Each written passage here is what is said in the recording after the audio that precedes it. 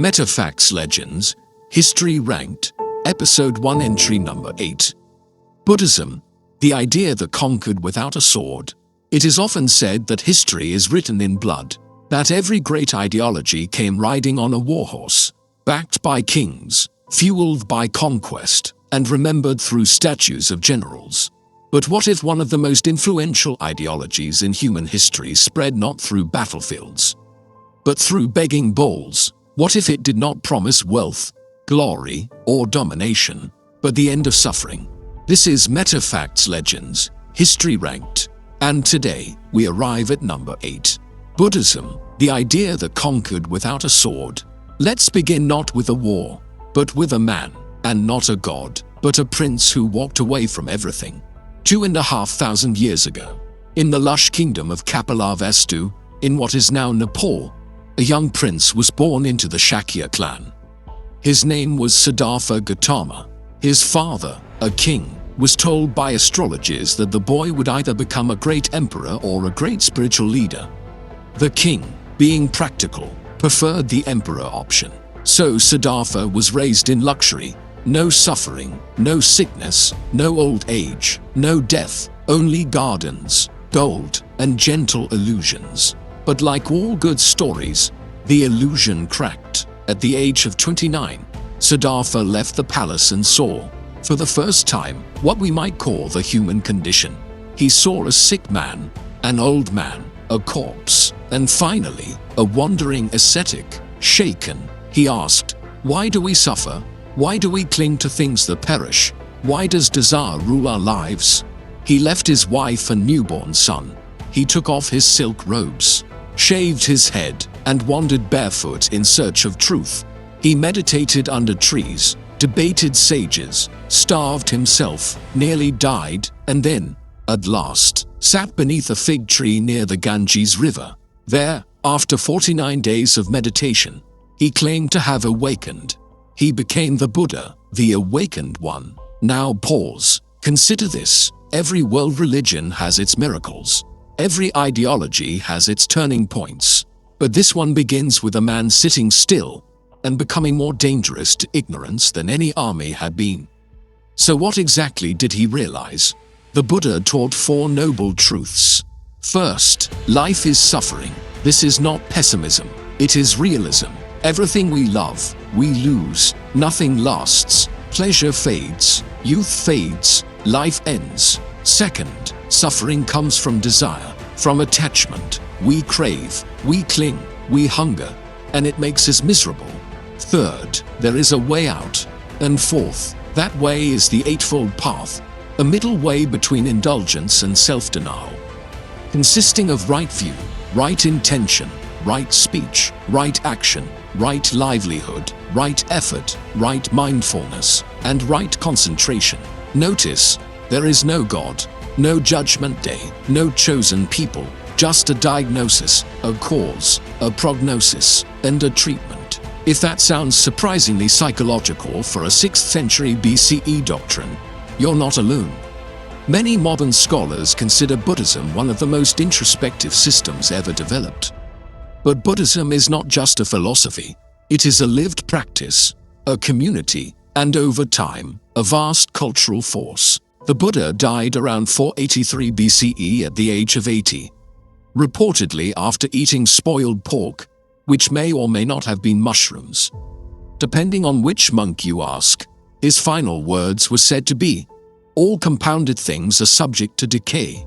Strive on with diligence," and strive they did. Buddhism spread across India, then east to Sri Lanka, Southeast Asia, China, Korea, Japan, and later Tibet and Mongolia. Let's look at the map. By the 3rd century BCE, the Mauryan Emperor Ashoka, once a brutal conqueror, converted to Buddhism after witnessing the carnage of his own wars. He became a model of non-violence, promoted moral governance, and sent missionaries across Asia. His rock edicts, carved in stone across the Indian subcontinent, are some of the earliest written records of Buddhist thought. By the 1st century CE, Buddhist monks were traveling the Silk Road, reaching China. There, the ideas merged with Taoist and Confucian traditions. By 500 CE, Buddhism had become a dominant force in Chinese culture, shaping art, literature, and even statecraft. It then spread to Korea and Japan, where it evolved again into Zen, Pure Land, Nichiren, and other schools. Let's talk numbers. Today, there are an estimated 535 million Buddhists worldwide. That is roughly 6.5% of the global population. In Thailand, over 94% of the population identifies as Buddhist. In Cambodia, it's 97%. In Myanmar, 88%. In Bhutan, Buddhism is the state religion. In Sri Lanka, it is constitutionally protected. In China, the numbers are murkier. Official statistics suggest around 18%, but estimates vary due to religious restrictions. In the United States, Buddhism is the fourth largest religion, with about 3 to 4 million adherents. In Europe, countries like France, Germany, and the UK have growing Buddhist populations due to immigration and spiritual seekers. But the true reach of Buddhism is not in temples or census data, it's in ideas. Mindfulness, a central practice of Buddhism, has exploded into a global phenomenon. The mindfulness industry, apps, books, coaching, retreats, is worth over $1.8 billion annually. Harvard and Oxford teach Buddhist-informed psychology. Military programs now include meditation. Corporate leaders use Zen principles. Silicon Valley calls it Buddhism without beliefs. And yet, that brings us to a paradox. Can an ideology that teaches non-attachment survive in a world obsessed with ownership? Can a path that seeks to dissolve the ego coexist with a culture built on self-branding? Even within Buddhism, contradictions abound. In Sri Lanka and Myanmar, militant monks have stoked nationalism and even violence, especially against Muslim minorities. In Tibet, Buddhism became a symbol of cultural resistance against Chinese control, with the Dalai Lama as its spiritual and political leader. In Japan, Zen Buddhism was co-opted by militarist ideologies in the early 20th century, used to justify samurai discipline and even kamikaze sacrifice. No ideology, it seems, is immune to human ambition. But Buddhism has an unusual feature. It rarely proselytizes. It rarely wages wars. It does not seek to convert with force or fear. Its power lies in suggestion, not compulsion. That's why it ranks here, at number 8. Not because it created empires, but because it shaped minds. Not because it built cathedrals, but because it tore down illusions. It taught millions, perhaps billions, that peace is not the absence of conflict, but the absence of craving.